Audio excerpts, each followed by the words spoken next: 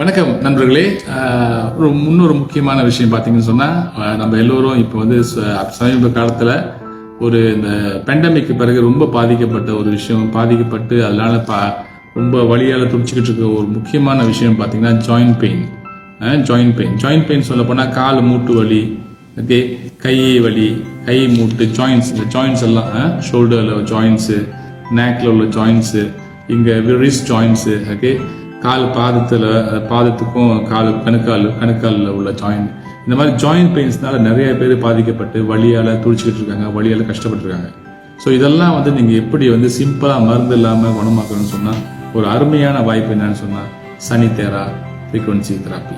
இந்த சனித்தேரா frequency therapy மூலமாக இந்த ஜாயின்ட் பெயின்லாம் 20 நிமிஷத்தில் நீங்கள் குறையிறத பார்க்கலாம்.